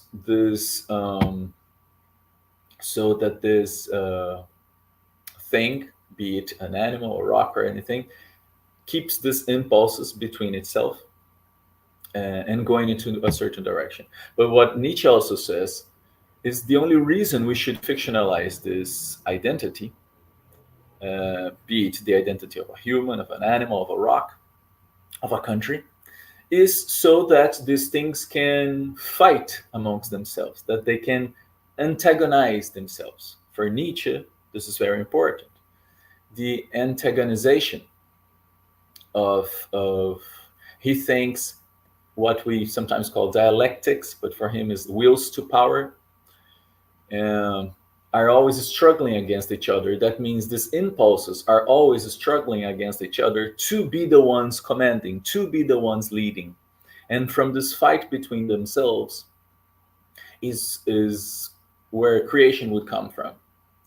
Is the place from which creation would spark. So Nietzsche says identities are just fictions, but it's good that we maintain these fictions, only in as much as this can favor the antagonism between it. For example, different countries will to define themselves by not being another country, will organize what they are into a certain direction. Groups of people that do not understand them as other groups of people will organize a plurality of people and impulses they have in antagonistic position with another. So that's where the identity would come from. But Nietzsche says this is just fiction, okay? And so the organization is important. And then Professor Jacoya will say, I cite him again, that what the anthropophagic movement, reading from Nietzsche, would try to develop as the Brazilian identity would be this: the devouring of other cultures, assimilating what would be good, let's say, and discarding what would not be considered good, transforming the positive energy contained even in the supposed flaws that the country would have and deficiencies into the basis of positive properties. Jacoya says, because Brazil, if we're talking about a plurality of impulses, well, look at Brazil. Since our inception, we have a plurality of peoples that very one could argue is the biggest in all over the world. Maybe Brazil is the most miscegenated country ever. The black influx, the immigrant colonizer influx, the indigenous peoples influx, and much more. So there's a big influx of different impulses going to many different directions. So according to Nietzsche, the country could be even incredibly culturally strong if it could just organize all of it. But if we take the idea that the anthropophagic movement had, which is even transform what is considered to be a flaw, a deficiency of the country, into a positive property, we go to what is considered the flaws and the deficiencies in Brazilian culture, which are usually understood as being lack of cohesion, the absence of discipline, absence of organization, anarchism. We are not as organized, people would say. So here is my point. Here's my idea. This is what I would imagine could come into play. If we are a country that has, as according to other cultures, a lack of organization, a lack of discipline, a tendency to anarchism, as Jacquia puts it. Taking these deficiencies, these flaws, transforming them into the basis of proper positive properties, as he puts it, as the anthropophagic movement wanted to do, wouldn't it be overcoming the idea of identity, of organization, of cohesion in a way that would become important as an individual? According to Nietzsche, the only thing in the way of it, the only thing that would be an obstacle for this would be we wouldn't be able to be as antagonistic, to put our culture versus another culture.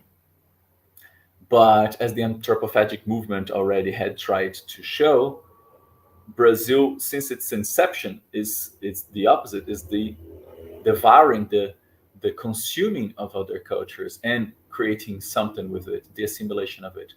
So if we give up the antagonism that is so important for Nietzsche, wouldn't we be overcoming the necessity of an identity? Isn't the only reason we still need an identity to put ourselves against something? Can't we be post-identitarian? Of course, I say this having in mind that for example, nowadays we have big identitarian movements which are a form of resistance, and I completely understand that they have that. They should have that, especially because this is the game we play as a civilization. Identities are extremely important for our civilization. So yes, the people who are oppressed have to defend themselves as they can, with every tool they have. So they have to strengthen their identity and show how important it is. But this is only necessary in a world which still takes identity as that with that level of importance, which still wants to define what is Brazilian, what is European, what is Eurocentric, what is from the United States, as a form of defense. But should we go beyond it? Would it be necessary in a world which is more mature, in a world which is beyond such disputes, in a world, as Brazil could be argued, is a point in existence? Because if you drop the the identities, what really remains is like, there is this place called Brazil in the map. There's this place here, but we call it Brazil just to communicate. But the difference between this and the other countries in the border, it's really, we can say there's a difference between Sao Paulo and Rio. We can always say that there's a difference between this and this and that. We fictionalize that we're going to make a circle here and call this Brazil. But the difference is really, maybe it's, we can say that it's big if you look close enough, but I can also say that it's very big from my town to the other town, from my state to the other state, from my house to the other house, enough that it needs another identity. So identity is always fictional. Can we drop it? Maybe in this coordinate of existence, maybe in this specific coordinate of existence that we happen to call Brazil, maybe we were a little bit given to the idea of going beyond antagonism. We thought at some point we had created, as we called it, the cordial man, the cordial human. We now understand this was a fiction. We're not as cordial as the word would suggest. Even Buarque de Holanda would criticize this later and show that there is another aspect to it. We even thought of racial democracy at some point. We hallucinated. And yes, it's true, we don't have such things. But didn't all these experiments, this trying to be cordial, this trying to be, didn't this give us maybe a taste for going beyond the antagonistic nature of things? And if we can go beyond the antagonistic nature of things, can't we also go beyond the necessity for identity at some point? Again, in praxis, we cannot. The world does not permit us to do that today. But we are in the academia, so we have to think, this is our job to think on the future. We have to change the wheel of the tire with the car in movement.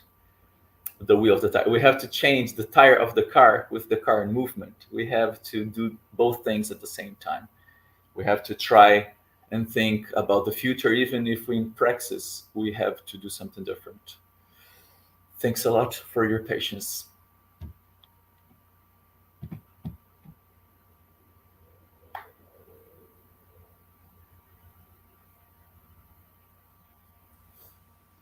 Thank you, Hugo. I'm really, really glad to be in this roundtable. There's a lot of good works here. Well, I will ask Paula to put all of us here on the screen. I think, well, Simon, he had to leave because he had another conference now. And Adriana also is on the way for another conference, so maybe she will be only hearing us, but not with the camera open. Sabdashwa is here. Oh, she's here. She's listening. Good. Adriana is listening.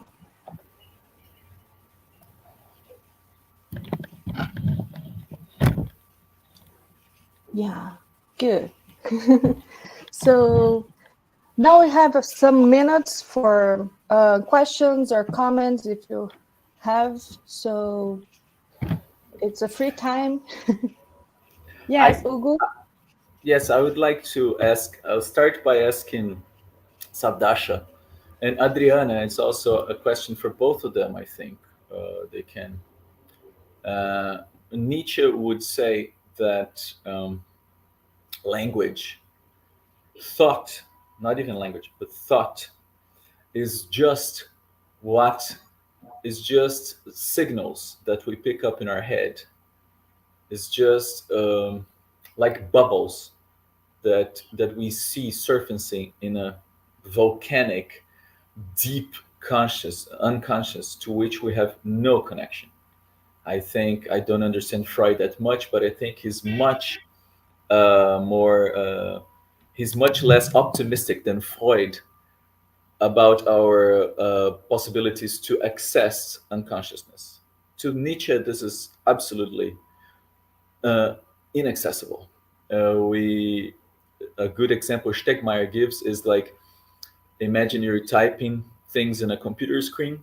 So you see the numbers, you see the letters, but you have no idea how the hardware is operating. This is what Nietzsche thinks about thought and language, especially thought, and then thought becomes language. So unconsciousness and language, it's just, language would be just a way of trying to address these things which we don't even, phenomena that we don't even understand what are. One thought, I have anger, it doesn't connect to something that happened inside of myself that is called anger. No, there's lots of things going on the inside, and our head caps this as something it calls anger. That said, how would Bergson and Lacan react to this position of Nietzsche? This is what I would ask you guys, because I'm not familiar with Bergson and neither Lacan. Lacan I know a little more, but I never saw any critic about this. I think Nietzsche, as far as I know, is the one who is, as I said, most pessimistic about this. And I would also ask a question to Carlos while you two think of the answers. So Carlos already can write down my question if he wants an answer whenever. Because maybe, Carlos, if you had the chance to, if you could listen to my presentation, this, as I even mentioned your presentation, because they connect so well. Because for Nietzsche, there's this, every definition is a fiction, is the possibility for defining things is over. These are just fictions we try to use to communicate. And in your work, I felt something like this. I felt like the fluidity of the ontology of these things. I could see there, but I would like to ask you if you could expand. What's your personal opinion on this? If you think this ontology is over, as Stegmaier would say, from Aristotle we were ontological and Plato, and then Kant we became transcendental, and then after Nietzsche we can only be semiological. It's semiology. It's just signs, signals. So even when I talk about ontology, it comes with this caveat, with this embargo, with this, okay, I'm talking about ontology, but it's not more than signals. And it's really a game of fiction to be able to communicate. Or do you think, no, there is the possibility of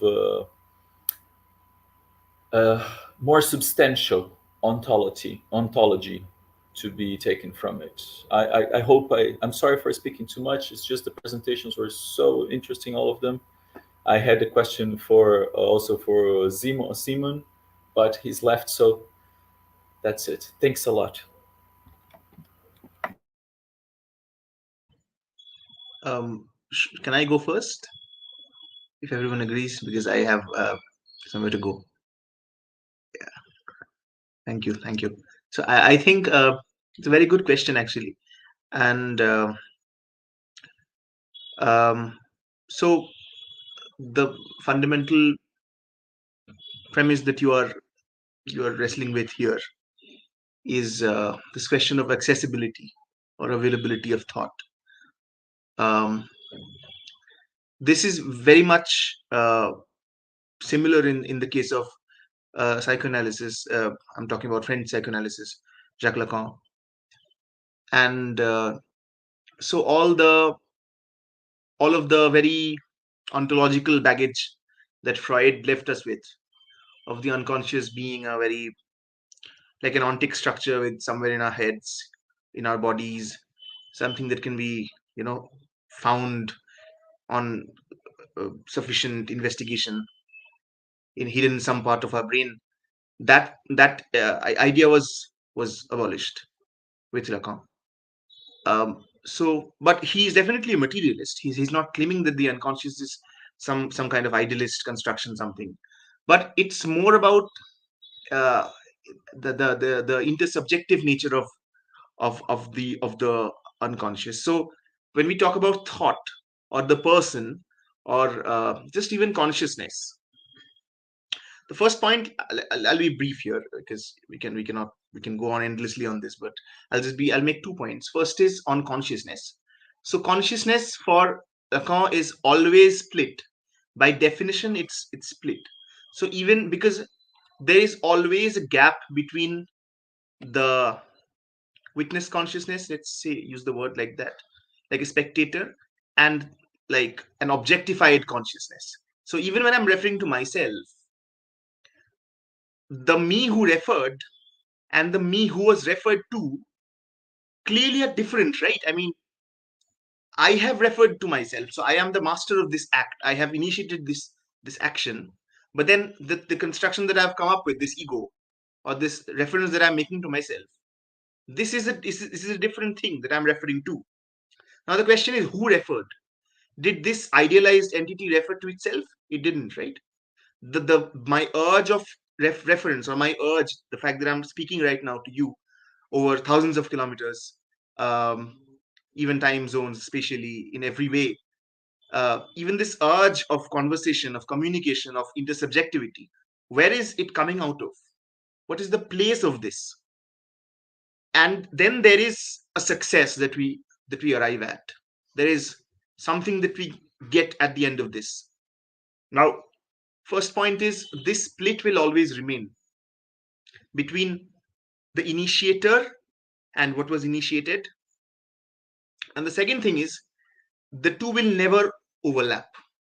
No matter how hard you try to overlap, to completely map onto each other these two domains of, let's say, the two segments of consciousness, there'll always be a residuum, a spillover that will just overflow.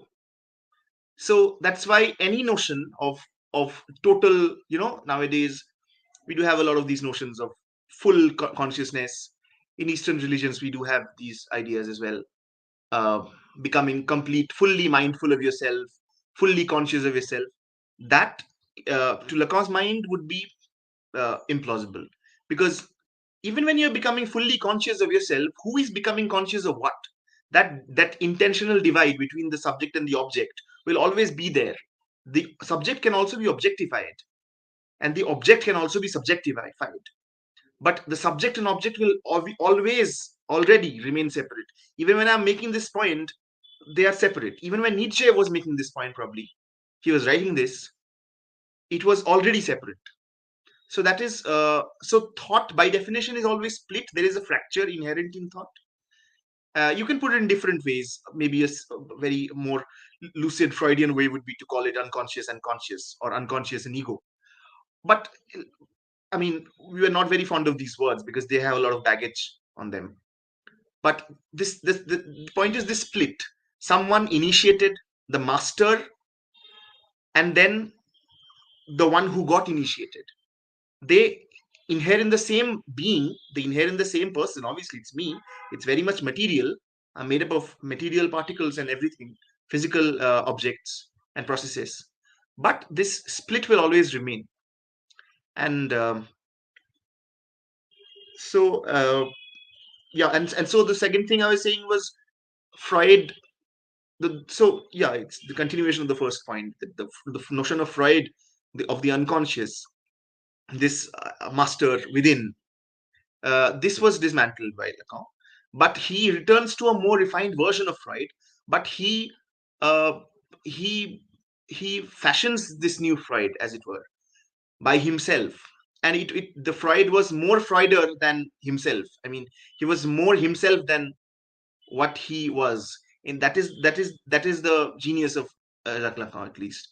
And I mean, sometimes we are introduced to a person by someone else, and that someone, the mediator, like enables this introduction or leads to a better introduction as opposed to if I were myself introducing myself, right? So Lacan was this mediator. And so, yeah, some of the old baggage, the ontological baggage of Freud was not allowed into this new vision of psychoanalysis.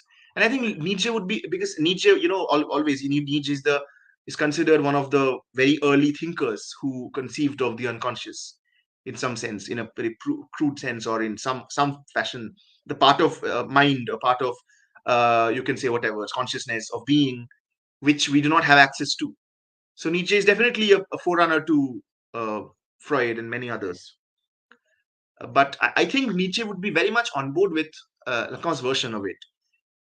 But then one point I'd like just finish with this. I'll take 30 seconds if I'm allowed to. I hope I'm not consuming too much of time. Which is, there is also an element of total hopelessness in Nietzsche, which it can also be a complete misreading. I mean, I'm pretty sure it's a misreading, but there is an element, to me at least, a radical hopelessness in Nietzsche, which is good. I mean, we definitely live in hopeless times, and humanity has always been a very hopeless entity. But then what Nietzsche misses out, to my mind again, I can be completely wrong, is the possibility of a horizon. So, and Nietzsche was picked up by postmodern thinkers and post-structural thinkers, and they made a lot of, they really found a lot of sense in Nietzsche. So the subject was dismantled. It was all some kind of chaos and diffused nature of things. But then what is missed out, I believe, is this horizon of possibility. And I think Lacan definitely leaves us with this. Yeah, the subject is completely, conditioned by structures and everything, but there is always this excess, this spillover. The two, Venn diagrams do not overlap. That would be it. Thank you.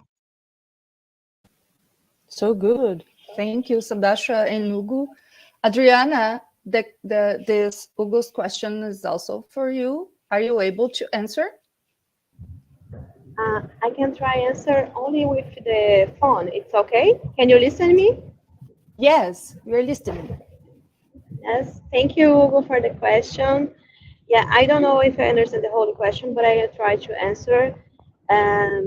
According to Bergson, the whole past are with us.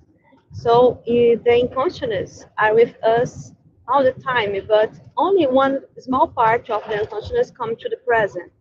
So if you compare, for example, with Freud, that we cannot assess the unconsciousness, there is a different point of view.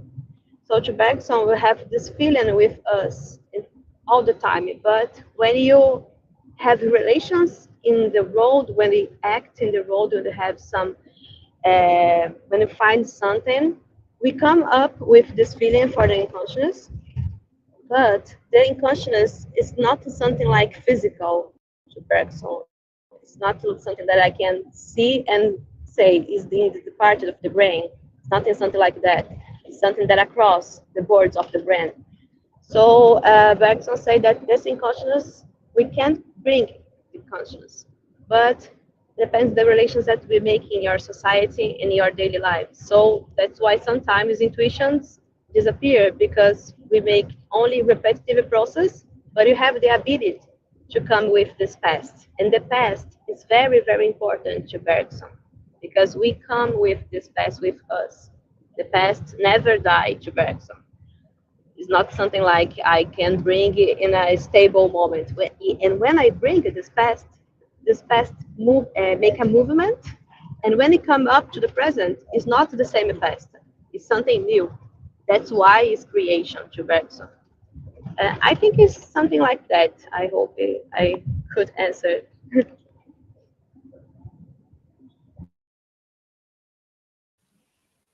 Yeah, thank you, Adriana. We had two questions in the chat, the YouTube chat. Moniz. Yes. I have to answer Hugo's question. Oh, sure, please. Do I have some time? Sure, you do. Okay. Hugo, thanks for your question. Let's try to answer it. Okay. my personal take is that because I study Danto, okay, so he comes from a place of essence and historical and a historical approach. Okay, so then his views are always trying to understand the work of art and why this work of art came to being, right? So it's an ontology, right? If I'm not mistaken, right? So so that's my take on that. And as as a Danto, let's say, follower so far, I tend to think the same things, right? What I left out of my presentation, it is important, but because there was something there that says that, well, I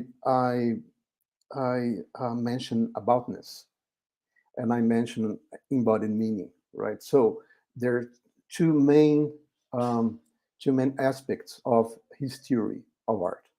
So aboutness. So a work of art will always have to have aboutness. They have to be about something, right? That's because a Brillo box made of cardboard in the supermarkets is not a work of art, right? Because it's not about something. It's just a box, okay? And the Brillo box, Andy Warhol's Brillo box, is about something. So there's a meaning there, right? So it's about something and has a meaning which is embodied into the work of art. So that object that was maybe I'm not sure if I was read correctly, but that work of art is a priori because Warhol's intentions were made before the work of art.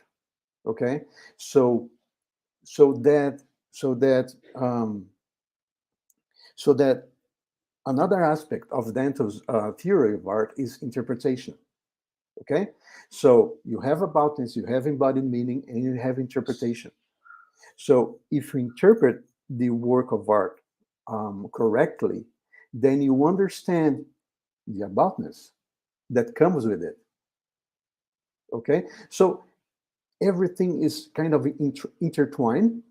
Okay, so Danto says something like that. A critic's work or a critic's task will be easier if he understands the aboutness of this work of art. So he or she will be close to the artist's intentions in the first place. I'm not sure if I'm answering your question correctly, but again, there is for me when I do my research, I always start with the genesis of everything, right?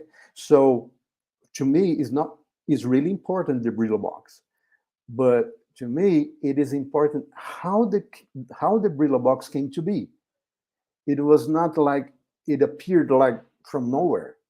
Okay, so there was a path that Warhol's followed, and then created the Brillo box. The same thing, a path that Danto's followed, that culminated into analyzing the Brillo box and then creating his theory of art, right? Which is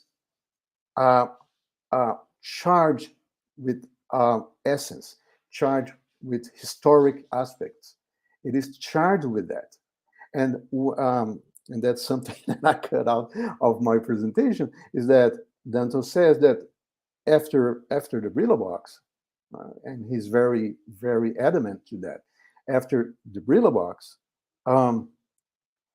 the historical narratives of art ended right there. So, like, if you take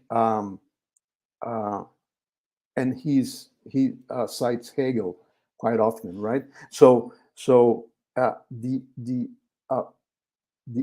end of history of art ends there. So the task of thinking about art is not to the artist to be done, but to the philosopher. So the artist would not think, well, I would make, is what I'm making right now a work of art or not? It doesn't matter. It doesn't matter. The philosopher will take this task and go on with that. I'm not sure if I answered, but that's all I can do. And thank you again for your question. Thank you, Carlos, for your explanation. Let me see in the chat if we have any other questions. Yeah, Paola sent a question to Simon, but yeah, I was also curious about the explanation about the Zoomheimlich, but there is a question for Adriana. Adriana, are you still here? I am here. Okay, there's a question from Amanda. Can you read? Yes, sure. Okay. I wonder if there is in Bergson some hierarchy between the ways of expressing intuition, visual arts, literature, and music. Well, I believe not because Bergson talk about not only not about music, about literature, but also he talk about music, especially because he tried to explain how when you listen to music, it's possible to assess intuition, because when you listen some music, you not listen a fragment, we listen the whole melody, and with this feeling, we can assess intuition. And also he talk about paint, draws, but I believe maybe it's because we find in many of the chapters, especially the methodological tests, it's very easy to find he talking about literature, and maybe that's why you have this impression. But I believe in the all kind of arts, it's possible to talk about intuition with Bergson.